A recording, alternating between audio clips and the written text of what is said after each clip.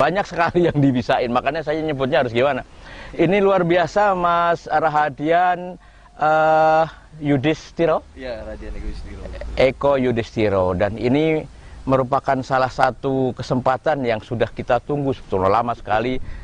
Nyari waktu beliau itu sangat sulit, gitu ya.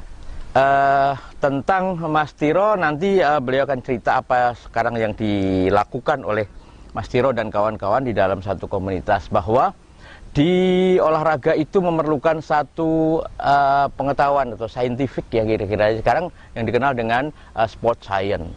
Termasuk di sana ada fisioterapi yang di dalamnya menjadikan seorang atlet bisa tampil bugar, bisa tampil lebih baik, dan bisa tampil prima. Selamat siang Mas Tiro, ini sore deh ya? Sore. Selamat sore Pak Don. Iya. Jadi kita meskipun ini disiarkan di malam hari, kita buat di siang hari supaya suasana di ini dapat bagus ya. Mas Tiro, seperti yang saya ingin tahu dari lama ini, bahwa sport science ini sangat penting ya di dunia olahraga. Apalagi Lampung sekarang memerlukan sebuah situasi di mana atlet harus bugar, dan kemudian peak performanya itu nanti di bulan September saat anak-anak kita ini melakukan pertandingan-pertandingan di Pekan Olahraga Nasional di Aceh dan Sumut. Yang pertama-tama mungkin yang kita mau obrolin nih di 3 segmen ini, Mas Tiro mungkin bisa jelaskan dulu apa sekarang yang dikerjakan. Jadi perkenalan dulu biar tahu, kalau yang kelompok olahraga atau masyarakat olahraga pasti sudah tahu ya. Terutama teman-teman dari futsal, sepak bola dan lain-lain. Silahkan diperkenalkan diri dulu. Sekarang juga lagi ngejain proyek apa lah gitu. Silakan Mas. Terima kasih Pak Don. Perkenalkan, saya Rahadian Eko Yudhistiro, SORAIVO.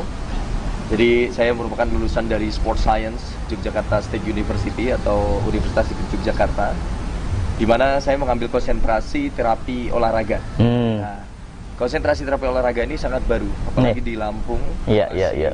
Di Indonesia pun baru ya, masih baru banget. Gitu. Kalau di Eropa sebetulnya sudah jangka panjang, artinya athletic trainer atau terapi olahraga itu sudah berkembang sangat pesat. Oke. Hanya di Indonesia baru-baru ini. Baru-baru ini, oke. Ya. Kemudian terkait tentang proyek yang saat ini Pak, sebetulnya saya sebagai terapis olahraga mengembangkan salah satu klinik olahraga pertama di Provinsi Lampung. Oh, pertama ya, oke. Namanya Lampung Sport Health Center. Oke. Namun sayang lokasinya di Lampung Tengah. Ya nggak sayang lah, masih bisa dijangkau itu ya. Ya memang secara perjalanan kami, justru klien-klien kami yang hadir di klinik ini kebanyakan dari Bandar Lampung. Bahkan luar Lampung juga ada. Dari Sumsel, kemudian dari Jakarta, Tangerang, ada juga Pak. Ya karena pergaulan pertemanan juga ya, jadi betul. Menyebar namanya itu. Oke, yang pertama itu sekarang menjadi salah satu kebutuhan olahraga sebetulnya ya. Sejauh mana ya sebetulnya olahraga ini memerlukan jasa keahlian dari yang tadi Mas Tiro sebutkan. Ini baru pertama loh di Indonesia, dan mungkin di Lampung juga baru. Baru, betul. Sejauh apa nih yang bisa dilakukan? Kalau melihat dari perkembangan olahraga saat ini, kebutuhan tentang sport science sangat tinggi. Artinya bahkan mutlak ya sebetulnya. Nggak hanya di olahraga Pak. Jadi di general secara umum, di masyarakat pun sebetulnya butuh. Oh gitu. Kami dari Sport Science itu merancang bagaimana membuat program olahraga untuk klien-klien hipertensi, stroke, di mana program olahraga itu tetap safety atau aman dilakukan oleh klien. Nggak hanya di bidang olahraga saja. Jadi ini ilmu ya sebetulnya ya. Betul. Arahnya ke science, tapi pengembangannya menggunakan metode olahraga. Metode penyembuhan. Oke. Jadi supaya tidak salah ini di sini bukan kemudian ngomongin obat ya, ini tapi ini ilmu pengetahuan. Lebih ke science. Iya, science. Ini mungkin masyarakat juga banyak juga atlet lama dan atlet baru tentunya nih. Kalau atlet lama ini belum pernah mengenal ya, karena mungkin sekarang sudah jadi pelatih ya. Sekarang atlet-atlet yang baru kemungkinan akan dikenalkan ya. Sejak apa ini atlet ini harus dikenalkan dengan sport science ini Mas? Sejak sport science ini mulai dibutuhkan, artinya gini, sebenarnya sport science itu dibutuhkan sudah lama.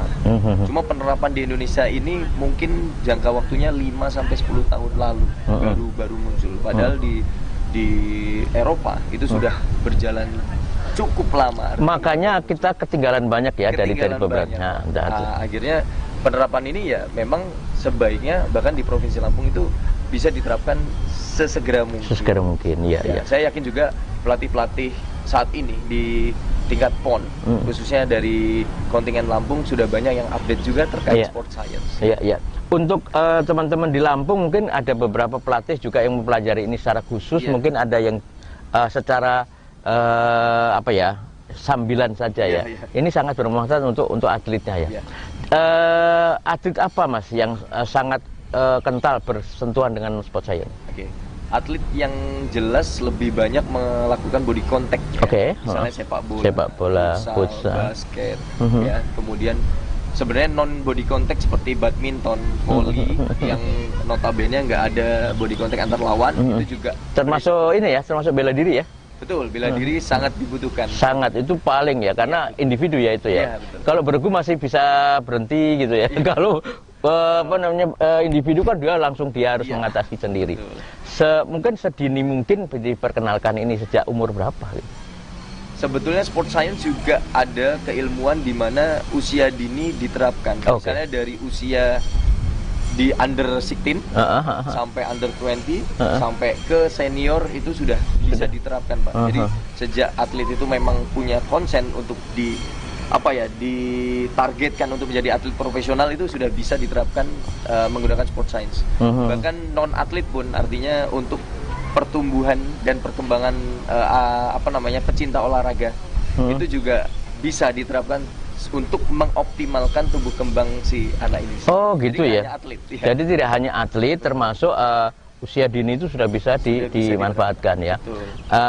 Sekarang dalam perjalanan Mas Tiro berada di Lampung Tengah ini untuk sudah praktek untuk memberikan bantuan-bantuan kepada teman-teman atlet. Rata-rata apa sih yang diperlukan mereka ini? Yang paling utama adalah penanganan cedera. Oh, cedera. Ya, itu. Kemudian yang kedua adalah recovery.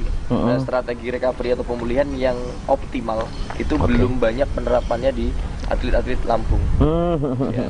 Nah, kembali ke poin 1 tadi, memang masih banyak sekali atlet yang notabene penanganannya melalui metode-metode yang tradisional. Artinya belum menggunakan kaidah sport science itu sendiri. Gitu. Jadi saya beberapa kali menemukan atlet PON yang 2020 lalu itu masih banyak yang diarahkan ke measure yang notabene lebih ke tradisional Pak. Nah, itu yang saya lihat. Akhirnya saya sama sekali tidak mengucilkan atau merendahkan profesi lain, tapi memang kebutuhan pada saat itu tidak bisa terpenuhi sehingga atlet pada tahun 2020 lalu di PON itu banyak sekali yang belum tertangani masalah cedera. Kemudian recovery, kemudian kalau performa masih bisa di cover dengan pelatih fisik. Iya. Kalau saya juga nanti di segmen kedua aja nanti kita bicarakannya antara measure atau measure itu ada yang tradisional, ada yang sudah mulai science ya. Itu nanti kita bahas yang kedua. Nah, Mas Tiro, ini kan kebutuhan recovery ini juga sangat penting ya, apalagi dalam olahraga yang berkompetisi ya.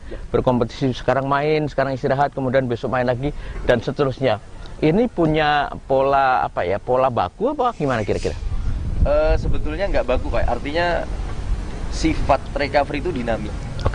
Tergantung bagaimana program yang diberikan pelatih. Gitu. Nah, selama ini program recovery dengan tingkat pressure yang diberikan pelatih itu nggak seimbang, sehingga banyak sekali atlet yang mengalami overtraining. Dan kelelahan ya. Justru mengakibatkan injury atau cedera. Iya. Nah, cedera itu bukan hanya jatuh atau bukan mungkin tabrakan atau segala macam. Kelelahan pun jadi cedera bisa. Bisa. Bisa. Karena misalnya faktor overtraining, otot terlalu lelah, tapi kapasitasnya tidak bisa memenuhi, akhirnya terjadi robekan atau spasme atau tegang otot seperti itu. Tanpa disadari itu merusak ini juga ya. Jadi ini perlu diketahui ilmu ini oleh pelatih berarti. Iya, jadi pelatih jangan gojlok kemudian ada tagarnya apa sih? jangan kasih kendor. Ya, no pain, no gain. No pain, no gain. Wah, ini nggak boleh juga sekarang ya. Memang harus dilihat ininya, harus dilihat kondisinya, anak-anaknya, kemudian juga kemampuannya, usianya seperti itu ya. Karena ini banyak pelatih juga harus diakui, beberapa juga ada yang pelatih tradisional untuk ini nggak boleh marah nih pelatih, karena memang ada yang sebagian masih tradisional dan ini harus diupdate. Kemudian hasilnya akan lebih baik. Kenapa mungkin ya kan? Kemungkinan ada hal-hal yang agak tidak tidak tepat gitu di penanganannya sehingga menyebabkan atlet ini nggak maksimal. Termasuk untuk memberikan memacu adrenalin atlet ini sampai dengan besok kamu pas pada peak performance, itu ada aturannya ya? Ada targetnya, bahkan periodisasi latihannya itu juga ada, Pak. Artinya nanti sebetulnya kerja sama antara pelatih, measure, sport terapi atau fisioterapi itu sangat penting, sehingga semua komponen ini bisa membantu ngebooster atau meningkatkan prestasi atlet. Jadi makanya tadi yang paling banyak itu memang yang full body contact ya. Kalau mungkin kalau olahraga konsentrasi seperti biliar, catur itu mungkin beda lagi penanganannya. Nah, seperti apa yang tidak banyak menggerakkan raga, kan? Tapi otak. Tapi justru gini, Pak, catur, misalnya catur yang kelihatannya tidak terlalu banyak bergerak, justru ketika pasif duduk, itu bisa juga berisiko tegang pada otot, misalnya trapezius, bisa juga menimbulkan low back pain atau otot latissimus dorsinya gitu. Itu juga bisa, Pak. Artinya sebetulnya keadaan di mana atlet itu nggak, misalnya minim gerak, bukan berarti tidak terhindar dari cedera. Oh ya, masih tetap ada ya kemungkinan. Jadi penanganannya seperti apa harusnya? Ya, kalau melihat dari kondisi olahraganya sendiri, misalnya catur, penanganan yang paling tepat itu nanti kita akan mengidentifikasi dulu bagaimana keadaan si atlet itu. Ya, nanti kalau sudah diidentifikasi, misalnya ternyata masalahnya adalah spasme atau tegang otot, baru kita akan berikan program recovery, misalnya melalui sport massage. Ada ya, termasuk biliar ya. Biliar itu kan yang paling gini kan berdiri nih. Kalau kita main sendiri di sini tegang sekali atau ini mempengaruhi jadi penampilan. Nah, apa itu yang bisa ditangani di situ? Ya, rata-rata kalau biliar kan core stability-nya juga dipengaruhi, artinya pusat keseimbangan tubuh ketika melakukan pukulan itu pukulan bola biliar. Itu juga bisa mengakibatkan cedera juga, Pak. Artinya penanganan tadi kita akan menyesuaikan apakah si klien atau atlet ini mengalami spasme tegang otot atau hingga ke arah robekan otot atau robekan ligamen. Nah, itu kita akan melihat dari pemeriksaannya dulu. Oke. Jadi ditangani istilahnya ya per kasus ya, kasus per kasus. Iya, betul. Jadi tidak sama penanganannya. Betul. Olahraga berat itu berat pekerjaan tubuhnya dan berat pekerjaan otaknya berbeda-beda penanganan.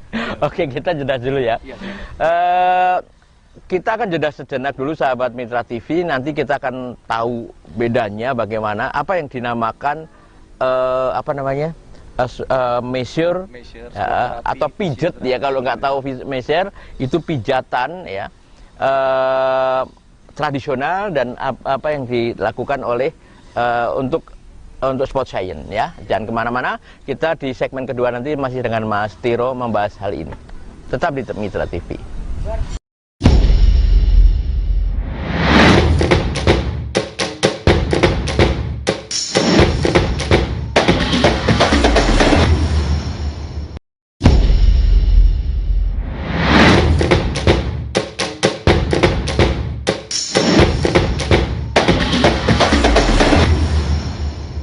Ya, kita kembali di Dialog Olahraga masih dengan Mas Tiro di Stadion Sumpah Pemuda.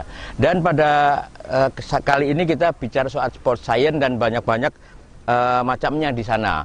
Di segmen yang kedua, Mas Tiro, kita akan sampaikan tadi seperti tadi tentang measure ya. Measure itu tahunya orang itu pijat ya. Pijat, udah kalau ini misalnya cedera, bawa aja ke tukang pijat misalnya. Kalau dulu seperti itu boleh saja ya, tapi memang selama penanganan itu tentu lain-lain ya. Orang yang tahu disiplin olahraga dan sekedar mohon maaf bapak-bapak yang mesier tradisional mungkin juga bisa kembali belajar ya untuk meningkatkan pengetahuannya untuk ini.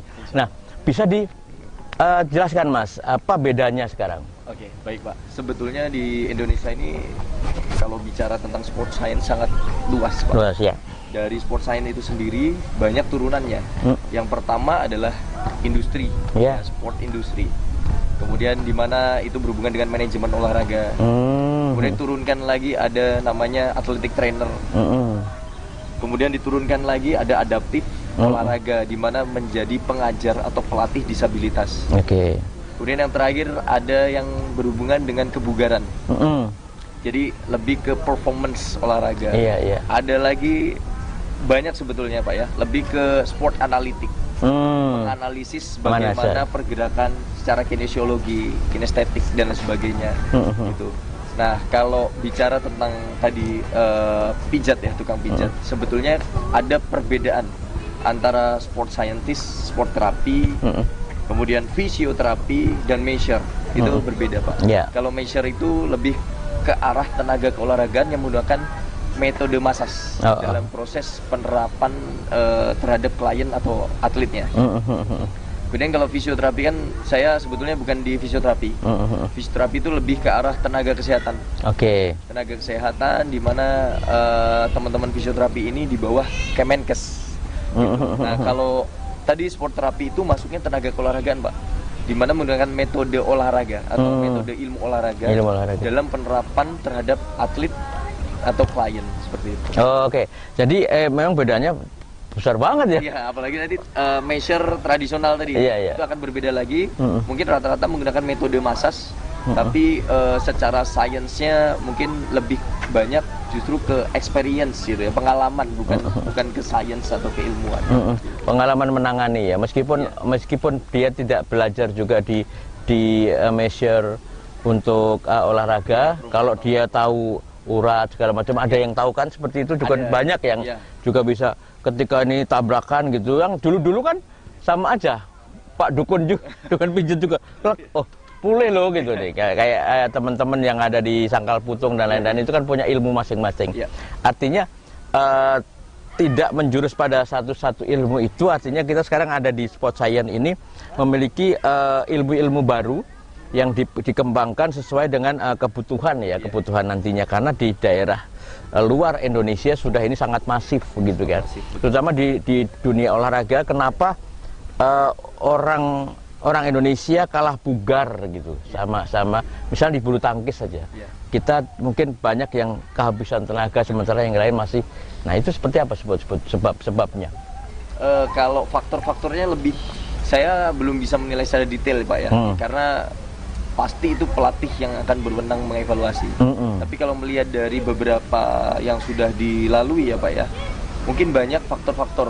Yang pertama mungkin medical check up-nya belum tuntas, kemudian bagaimana atlet itu dimonitoring secara tingkat kebugarannya, evaluasinya bagaimana, kemudian bagaimana program yang diterapkan dalam tim itu sendiri. Nah, kalau saya pribadi belum bisa menilai secara detail Pak nih. Nah, itu kembali ke pelatih yang ya, artinya penanganannya juga kasus per kasus, orang per orang begitu ya. Kalau perorangan seperti itu. Kalau olahraga berregu yang ini banyak juga memerlukan penanganan. Mas Siro sudah berapa kali ngikut tim prapon kita ya, prapon Lampung dan kedua kemudian Liga ya Pak ya, ketiga Liga Pro. Nah, ini apa yang terjadi sebelum ditanganin dan setelah ditanganin, apa beda dari kebugaran mereka? Yang pertama adalah yang jelas adalah strength-nya Pak. Ya, kami sebetulnya dari sport terapi itu bekerja sama dengan pelatih fisik, sehingga kita akan memonitoring bagaimana keadaan ototnya. Nah, justru sebenarnya dalam riset terbaru itu cedera itu terjadi bukan karena fleksibilitasnya bagus Pak, tapi riset terbaru mengatakan bahwa cedera itu terjadi karena kurang kuatnya otot atau jaringan itu dalam menerima beban latihan. Itu beban yang diberikan pelatih terhadap latihan yang diterapkan. Nah, dan setelah tadi melalui pengalaman yang saya alami di Liga Pro, itu justru dengan kerjasama antara pelatih fisik dan sport terapi ini, tingkat resiko cedera atlet jadi minim, Pak. Oh, ya, bisa dihindari ya. Betul. Kemudian explosive power, kemampuan otot, kekuatan ototnya juga bisa terukur di situ. Itu kurang lebih. Jadi yang terdekat adalah bekerja sama dengan pelatih fisik ya. Betul. Pelatih fisik itu konsultasi gitu ya. Misalnya ini atlet saya kok mudah cedera, kenapa? Nah, gitu-gitu ya. Iya, nanti kami dari sport terapi akan melakukan evaluasi terhadap atlet tersebut. Kemudian nanti ada tes lebih ke antropometri, melihat kondisi ototnya. Kita akan membandingkan, mengcompare antara otot dekstra dan sinistra atau otot kanan dan kiri, sehingga nanti kita akan tahu, oh ternyata misalnya otot kanannya lebih dominan besar, lebih kuat dibandingkan otot kirinya. Jadi keseimbangan tubuhnya kurang, sehingga nanti kita akan koordinasi dengan pelatih fisik. Kita akan lebih banyak penerapannya ke otot kiri, otot kanan tapi tetap tidak diabaikan, tetap berjalan tapi keseimbangannya lebih banyak di kiri. Jadi untuk menambah ya, untuk bisa menyeimbangkan itu. Nah, ini kan terjadi dalam keseharian sebetulnya. Nggak boleh. Misalnya ini kan sekarang ada misalnya ada latihan fisik, tes fisik. Misalnya Koni mau mengadakan tes fisik atlet kan itu periodik Mas ya, agak cukup lama 3 bulan atau 6 bulan. Nah itu keperluannya itu untuk apa sebetulnya? Sebetulnya penting Pak ya. Keperluannya kita akan mengetahui bagaimana tingkat kebugaran atlet itu sendiri, karena kita tahu bahwa atlet itu sangat dekat dengan tingkat kebugaran. Nah, dari situ kita akan mengevaluasi Pak. Dari deskripsi si atlet itu sendiri, kita akan mengevaluasi bagaimana penerapan program selanjutnya. Oh, ternyata si atlet ini mengalami penurunan performance gitu. Nah, jadi penurunan performance ini banyak penyebabnya Pak. Bahkan faktor psikis itu juga berpengaruh. Misalnya atlet punya pasangan atau sudah menikah misalnya ya atletnya, itu lagi punya trouble dengan keluarganya gitu. Mungkin ada atlet yang sudah senior ya Pak ya. Nah, akhirnya kebawa ketika melakukan tes fisik gitu, sehingga performance-nya nggak sama. Psikologi juga berpengaruh. Artinya kita akan secara detail melihat bagaimana performance atlet ini dari pengaruh-pengaruh lainnya gitu, jadi nggak hanya sebatas atlet kemampuannya sekian kok di bulan ketiga dites lagi kok turun, padahal program latihan udah tepat nih, misalnya sudah bagus, pelatih sudah merancang dengan baik, kok turun. Kita akan sebenarnya ini yang penting lagi Pak, psikolog olahraga. Itu belum banyak penerapannya di Indonesia dan masih sangat jarang. Baru timnas Indonesia sepak bola yang sudah menerapkan. Ya psikolog ya, lebih ke psikolog. Itu juga sangat penting. Nah, dari situ juga akan mengevaluasi bagaimana peningkatan performance atlet dari pengaruh-pengaruh lainnya. Misalnya mentality juga itu berpengaruh. Saya sedikit menyinggung karena ada psikologi atau psikolog. Saya ingat Dokter Nisa kemarin bilang soal Paivori. Mas Tiro juga salah satu dari anggota Paivori. Perannya Paivori di mana ke sana? Ya, kalau Paivori sendiri itu sebenarnya perhimpunan ahli ilmu faal olahraga. Di mana sebetulnya masuknya atau ranahnya di kesehatan olahraga. Tapi masih bisa berhubungan dengan sport science kan ya? Itunya? Masih berhubungan, sangat kental sebetulnya. Jadi dalam Paivori itu sebenarnya kolaborasi antara tenaga kesehatan dan tenaga keolahragaan. Di mana Paivori ini ada dokter juga, ada fisioterapinya juga. Nah, bekerja sama dengan tenaga keolahragaan dalam hal ini, misalnya sport measure atau sport terapi, sport scientist dan pelatih fisik yang berhubungan dengan Paivori itu sendiri. Nah, nanti dari kedua tenaga ini itu bekerja sama buat program. Itu perannya di sini Paivori. Jadi punya tempat masing-masing lah ya. Seharusnya kalau ini bisa bekerja sama itu lebih bagus ya. Dari Koni juga punya punya kolaborasi sebenarnya. Bahkan pernah diusulkan di sini juga di kantor Koni ini harus disiapkan istilahnya kepengurusan yang terkait dengan ini. Mungkin sekarang sudah ya sport science dan istilahnya tenaga-tenaga ahli lainnya gitu. Jadi tidak melulu diserahkan saja kepada pelatih dan untuk bisa istilahnya berkonsultasi lah atlet pelatih, justru pelatih juga kan banyak yang belum mengetahui sepenuhnya untuk ini. Nah, seberapa besar sebetulnya pelatih itu mengetahui ini sejak dini gitu, misalnya cederanya atlet, sehingga penanganannya tidak tergopoh-gopoh misalnya. Kalau persentasenya saya belum bisa menjawab Pak, karena di Lampung ini saya belum punya data terkait persentase pelatih yang sudah update terhadap sport science. Gitu. Nah, mungkin bisa nanti Koni melakukan evaluasi terhadap pelatih apa yang sudah dilakukan, kemudian apakah pelatih sudah update dengan referensi sport science terbaru seperti itu.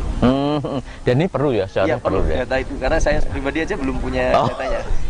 Atau mungkin karena ini belum diterapkan secara utuh ya.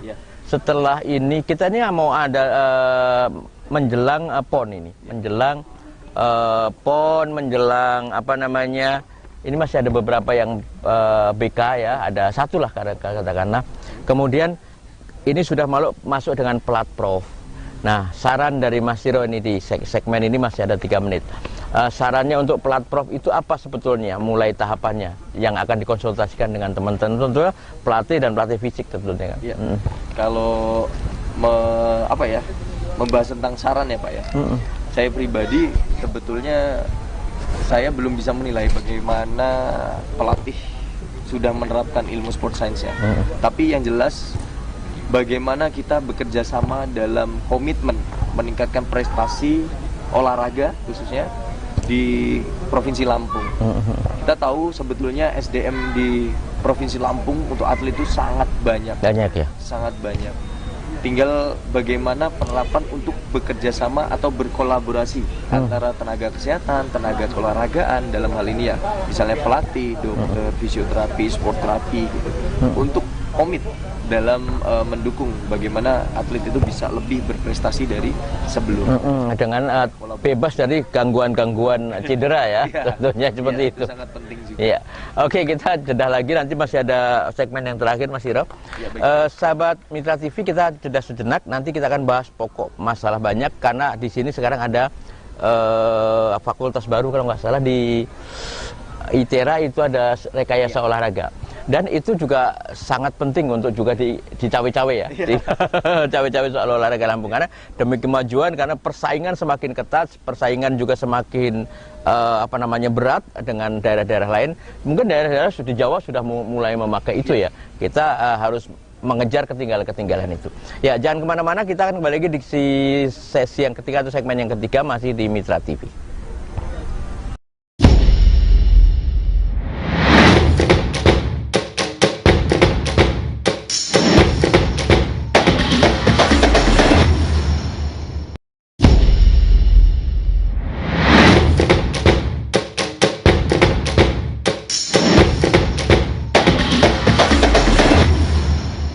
Ya, kita kembali di Dialog Olahraga, dan kita memang berada di kawasan olahraga Mas. Kini jam-jam latihan, makanya sangat sibuk ya. Ini ada latihan korbal, ada latihan beberapa jogging, lari, dan ini mengambil suasananya yang lebih beragam. Mas Siro, kita tadi sampaikan bahwa ini perlu ada semacam kebersamaan ya dari beberapa profesi dan juga keilmuan, termasuk tadi yang saya sebut terakhir adalah prodi rekayasa olahraga. Bisa diceritakan sedikit, karena Mas Siro pernah mengisi di satu sesi di sana, sosialisasi itu. Kalau melihat dari yang sudah ada dan mendengar informasi tentang rekayasa olahraga, sebetulnya rekayasa olahraga ini sebenarnya lebih ke arah bagaimana meningkatkan prestasi melalui teknologi. Prestasi atlet melalui teknologi. Saya sempat ngobrol juga dengan beberapa dosennya, ternyata konsennya adalah seperti menciptakan sebuah alat gitu ya, alat untuk meningkatkan prestasi, entah itu yang bersifat treadmill dengan kondisi kardio langsung otomatis terbaca dan sebagainya. Arahnya ke situ Pak. Tapi untuk lebih tepatnya saya belum mengetahui secara detail ya informasinya. Tapi beberapa secara umum general yang saya ketahui arahnya ke arah sana. Iya. Mungkin ada semacam ini Mas, ada semacam kesamaan pandang bagaimana harusnya dari semua profesi ini, bagaimana kesamaan pandang menangani cedera. Nah, itu gimana Mas? Ya, sebetulnya beberapa referensi tentang penanganan cedera itu dari profesi-profesi yang sudah ada itu biasanya sudah satu frame Pak. Artinya sudah mengetahui tentang bagaimana penanganan cedera yang baik dan tepat. Gitu. Nah, tinggal bagaimana kita menerapkan ini di Provinsi Lampungnya saja sebetulnya. Oh gitu ya. Makanya di Provinsi Lampung belum ada pernah gini ya. Iya. Jadi perlu diadakan diskusi-diskusi seperti itu. Seperti itu. Ya. Secara reguler ya. Jadi artinya siapa yang ikut di sini nih, pelatih fisik? Pelatih jelas, pelatih fisik, kemudian measure yang dipercaya KONI saat ini dalam penanganan, kemudian tim medis, mungkin KONI punya tim medis khusus gitu ya dalam hal ini, itu juga untuk menyamakan persepsi aja ya, frame sama-sama. Sehingga kita sama-sama mengetahui bagaimana penanganan yang tepat dalam menyelesaikan masalah cedera itu sendiri. Ya, seberapa penting sekarang? Seberapa penting seorang fisioterapi, kemudian seorang profesinya dokter itu di dalam sebuah kontingen? Menurut saya sangat penting, Pak. Ya. Karena melihat berapa perbandingannya dulu? Kalau perbandingannya untuk gimana nih Pak, antara atlet dan tenaganya? Tenaganya. Sebetulnya satu dokter itu bisa mengcover sekitar 50-100 orang. 50. Karena dokter kan lebih arahnya adalah farmakologinya, konsultasi kesehatan seperti itu. Tapi beberapa referensi yang saya ketahui, kalau di timnas Indonesia, untuk menangani 30-40 orang itu butuh 2 fisioterapi. Kemudian 4 measure. Sintayong biasanya menggunakan coach Sintayong menggunakan 4 measure, Pak. Oh, untuk semua pemainnya. Untuk menangani seluruh atlet di timnas Indonesia. Nah, nggak tahu sekarang dikurangi atau enggak ya, tergantung dari kebijakan PSSI juga. Iya. Artinya di awalan yang saya ketahui, coach Sintayong itu menerapkan 4 measure. Tapi berlisensi, artinya memang sudah update gitu. Nah, itu perbandingannya, Pak. Melihat dari kondisi itu ya, misalnya di Lampung ada 50 atlet atau 200 atlet ya, tinggal menyesuaikan kondisi itu. Perbandingannya sudah jelas sebetulnya ya. Kalau measure itu kan karena ada tenaga yang harus dikeluarkan. Nggak mungkin dia suruh mengcover 100 orang. Dia sendiri bisa KO. Jadi ini kasus bukan kasus inilah ya. Ini artinya ada sebuah kejadian juga di PON di Papua, bahwa kita tidak membawa fisioterapi ternyata ya. Ternyata ada beberapa atlet kita yang ketarik uratnya tiba-tiba.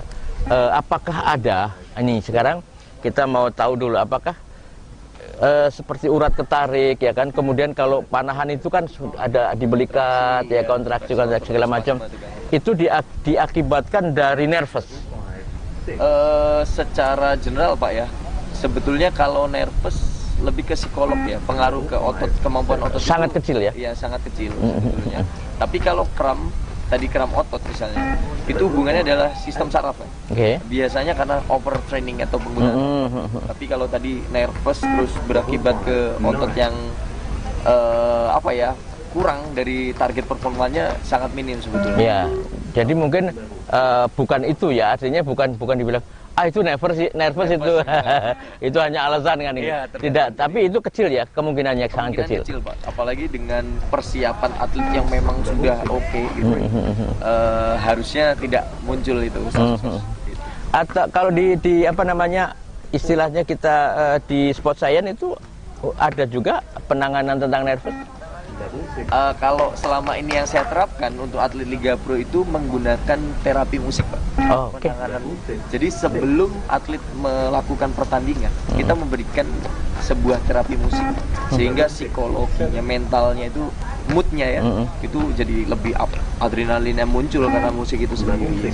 Itu berpengaruh, Pak. Oh gitu. Ya, sudah ada penelitian ya? Oh, sudah ada penelitian. Iya, salah satu rekan saya di Yogyakarta di ilmu keolahragaan juga menerapkan itu. Musiknya lagunya apa? Apa genre musiknya apa? Genrenya lebih ke yang burning atau semangat gitu, Pak. Yang beatnya tinggi. Beatnya tinggi, rock seperti itu. Jadi adrenalinnya akan muncul sehingga atlet.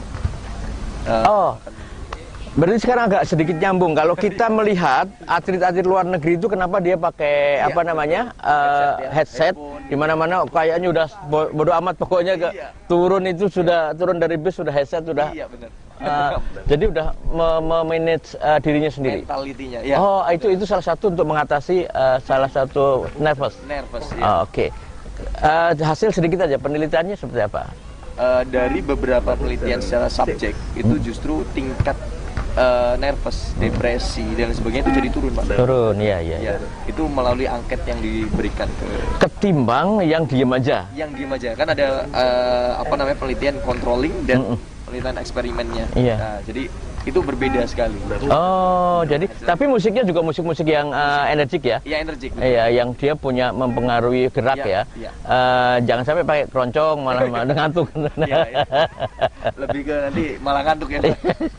Ya, artinya ada musik-musik tertentu yang ini menjadikan merangsang saraf atau mungkin otak itu bisa menjadi lebih bersemangat. Betul, Pak. Bisa diterapkan di olahraga apa aja?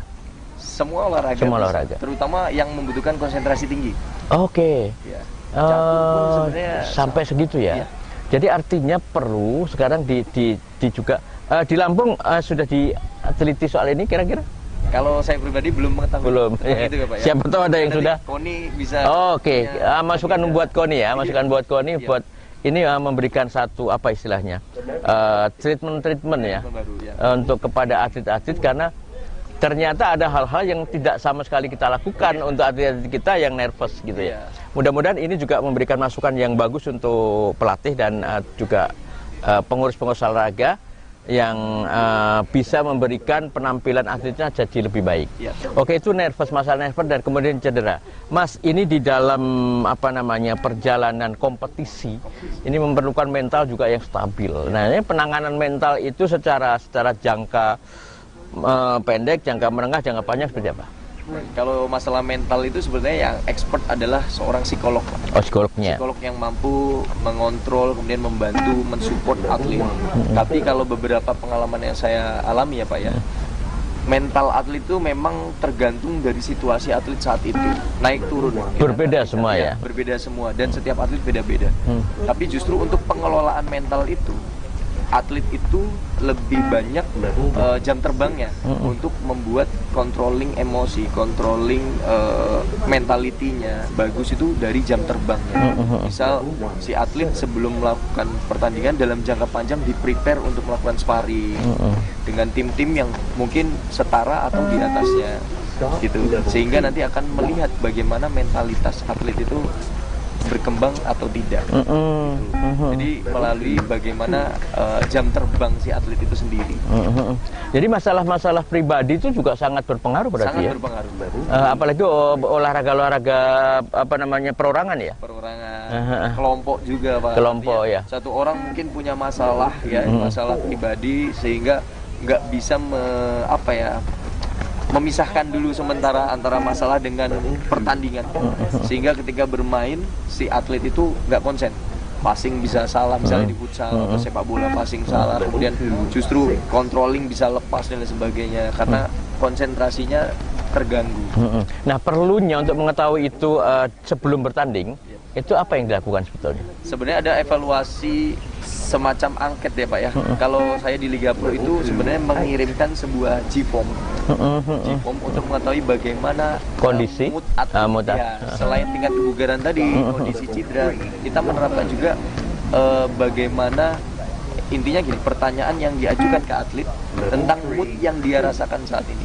Dan sifat dari angket itu privacy, rahasia gitu. Sehingga hanya terapis olahraga yang mengetahui atau psikolog yang mengetahui. Nah, nanti baru kalau misalnya di tim ada psikolog, nanti psikolog yang akan berperan di situ untuk memberikan supporting atau memberikan bantuan treatment sehingga atlet bisa lebih loose, lebih enak, lebih nyaman. Jadi sebelum bertanding berapa lama kira-kira? 1 hari, 2 hari? Ya, jadi ada range-nya tergantung dari kebutuhan, Pak. Jadi ada yang 1 hari, ada yang 3 jam sebelum pertandingan kita akan memastikan, bahkan ada yang 1 jam sebelum pertandingan. Sehingga itu akan preparing ya. Kita akan mempersiapkan bagaimana pelatih kepala menentukan pemain-pemain yang akan dimainkan. Gitu. Jadi koordinasi ini penting. Jadi kolaboratif tadi itu hubungannya ke arah sini juga. Sehingga pelatih kepala akan tahu, oh atlet ini lagi nggak fokus atau lagi punya masalah. Oh atlet ini performanya lagi nggak bagus. Oh atlet ini lagi cedera, sehingga pelatih kepala akan lebih nyaman atau lebih apa ya, lebih akurat dalam menentukan pemain-pemain yang akan diturunkan dalam. Oke, jadi artinya 1 hari sebelumnya atau 2 hari sebelumnya juga diperlukan untuk itu ya. Iya, betul. Jadi kedekatan juga antara atlet dengan pelatih juga nggak dibiarin gitu aja sebetulnya. Itu sebetulnya yang bagus kayak gitu ya. Nah sekarang ada sedikit kalau yang tentang ini ada olahraga individual. Dan ini memerlukan satu penanganan yang saya nggak tahu apakah diangkat besi angkat berat sekarang dilakukan itu atau tidak gitu. Mungkin olahraga yang konsentrasinya besar ini penanganannya juga punya clue tertentu apa misalnya. Sekarang karena begini Mas, Lampung sudah punya saingan yang sangat besar ini untuk merata sekali ini di angkat besi dengan angkat berat. Nah, seperti apa kira-kira kemungkinannya yang paling besar terjadi di atlet-atlet ini? Oke, baik, kalau kemungkinan yang mungkin yang akan terjadi ya untuk atlet-atlet yang angkat beban itu biasanya yang kita lihat dari beberapa part sebelumnya justru banyak atlet angkat besi yang merasakan atau mengalami overtraining. Karena kan angkat beban, Pak. Angkat beban itu membuat otot menjadi stres sebetulnya. Tapi ketika program recovery-nya nggak tepat, ototnya justru stres. Sehingga optimalisasi performanya nggak mencapai ke sesi optimalnya. Nah, perlunya tadi kolaborasi antara pelatih, kemudian fisioterapi, sport terapi, measure dalam menerapkan masalah-masalah atlet tadi. Ya. Artinya punya punya database ya, punya database atlet ini kenapa ngangkatnya nggak kuat. Ya, nah itu pengaruh dari apa aja? Misalnya kita nggak bisa pastikan ya Pak ya, mungkin bisa pengaruh dari tidurnya, fase tidurnya sebelumnya sehingga tidurnya kurang oke. Atau nutrisi, oke. Ini lebih kalau itu kan jangka panjang Mas. Jangka panjang. Kemudian efek yang lain misalnya dari kebiasaan atlet gitu ya. Mungkin masih banyak atlet yang melakukan kebiasaan yang nggak sesuai dengan kaidahnya, misalnya masih minum alkohol, rokok dan sebagainya. Itu jadi pengaruh juga sebetulnya. Jadi pengaruh ya. Sedikit pun tetap ada pengaruhnya ya. Ada. Oke. Mungkin ini harus dibicarakan juga dengan beberapa. Itu yang terbaik Mas Tiro. Saran untuk Mas Tiro ini ada di beberapa menit terakhir nih. Ya. Untuk olahraga Lampung, apa sih yang harus dinaikkan performanya gitu ya? Artinya secara keilmuan melihatnya sekarang lihat dari kacamata futsal misalnya yang biasa ditangani. Nah, karena kebanyakan nanti ada sepak bola ya kan, ada bola voli, ada softball seperti apa? Kira-kira apa yang dari secara ini kasus terbesarnya apa? Kasus terbesarnya adalah injury, Pak. Cedera. Itu yang tadi yang kita awal bahas ya. Nah, itu belum banyak yang tertangani. Justru gini, Pak. Di TC PON futsal itu kita sebelum melakukan TC atau pemilihan atlet di awal kan, kita memilih atlet Lampung terbaik ya. Misalnya target awal kita membutuhkan 40 atlet dari sekian ratus yang mendaftar. Kita juga mendata bagaimana rekam medis atau keadaan cederanya sebelumnya. Kita sudah mengetahui itu. Nah, data itu akan membuat kita akan tahu ya ke depannya cara menanganinya ya, supaya atletnya nggak mengalami re-injury atau cedera ulang. Itu bagaimana nanti akan ketahuan. Nah, setelah data itu kita miliki, kemudian kita laporkan ke pelatih, terutama pelatih fisik juga. Nanti pelatih fisik akan berkolaborasi tadi. Nah, kalau sudah penerapan itu, insya Allah justru atlet-atlet yang sudah kita tangani di PON Lampung itu untuk penanganan cederanya tuntas gitu. Tuntas ya. Tuntas. Tidak kembali cedera gitu ya. Itu tujuannya penanganan cedera kan agar tidak kembali cedera. Agar sembuh dan tidak kembali cedera. Ada yang saya juga nggak tahu apakah ini benar ada kata-kata cederanya menahun gitu loh. Ada, Pak. Ada. Cedera kronik. Cedera kronik ini bisa juga penyebabnya banyak. Yang pertama adalah salah penanganan. Salah penanganan. Misal. Itu yang paling besar mungkin ya? Iya. Di Lampung ini justru saya punya data, Pak. Data dari klien kami di Lampung Sporting Center. Itu justru banyak sekali atlet yang mengalami cedera kronik dan sampai saat ini masih berstatus sebagai atlet aktif. dalam keadaan cedera. Tapi dipaksa, ya karena ya itu tuntutannya dia harus berprestasi. Dalam keadaan cedera pun saya paksa. Nah, gini ya, cedera yang dialami itu nggak tuh sebetulnya sampai detik ini. Ada datanya saya di klinik. Nah, dari situ aja jadi masalah besar sebenarnya yang berhubungan dengan performa atlet. Mungkin kalau tidak ada keluhan cedera, atlet tersebut bisa akan lebih meningkat performa. Pasti ya, karena apapun yang terjadi dia harus bugar ya. Sedikit aja diulas Mas, antara bugar dan sehat itu apa? Kalau sehat itu secara klinis nggak ada masalah. Misalnya tensinya normal, kemudian sendinya nggak ada masalah, kemudian nggak ada diabetes, nggak ada masalah pembuluh darah atau kardiorespirasi, nggak ada masalah. Itu secara klinis. Tapi kalau bugar itu tingkat tertinggi dari sehat. Artinya selain sehat secara klinis, seseorang itu juga tidak ada keluhan apapun ketika melakukan aktivitas sehari-hari. Misal contoh, masyarakat umum yang nggak pernah olahraga, ketika jalan sedikit aja, misalnya sekilo aja sudah ngos-ngosan atau kadang pegel-pegel dan sebagainya. Nah itu belum masuk ke kategori bugar. Tapi kalau bugar, si seseorang itu misalnya melakukan aktivitas biasa, nyuci piring, misalnya ngangkat-ngangkat barang di perabotan di rumah, itu nggak ada keluhan apa tanpa keluhan ya. Kalau sehat belum tentu tadi klien atau pasien atau orang tersebut itu memiliki keluhan. Iya. Jadi ada bedanya ya lah. Kalau sehat belum tentu bugar, tapi kalau bugar pasti sehat. Sudah pasti sehat. Oke. Mas Tiro, terima kasih sudah memberikan banyak ilmu untuk terutama di sport science.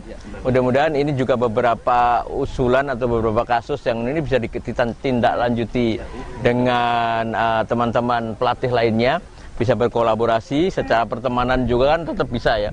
Artinya demi Lampung ini, karena futsal lolos ya, jadi Mas Tiro pasti ikut. Insya Allah mendampingi tim futsal ya, pasti punya peran yang di situ. Kita juga pengen peak performanya anak-anak juga ada di bulan September 2024. Artinya secara peningkatan dari sekarang di-maintain sedemikian rupa. Akhirnya jangan sampai juga ada overtraining ya, itu yang paling sekarang banyak yang tidak ketahui ya, terutama pelatih-pelatih yang punya atlet olahraganya olahraga keras, ya kan, memerlukan semua otot dan lain-lain. Sekali lagi terima kasih Mas Tiro, supaya ini juga bisa ditelaah juga kepada teman-teman lain. Sahabat Mitra TV, ini tadi bincang-bincang kita juga dengan Mas Tiro tentang sport science dan apapun yang terhubung dengan sport science. Dan ini ternyata menjadi faktor utama bagaimana kita bisa meningkatkan atlet-atlet kita dan memperoleh prestasi.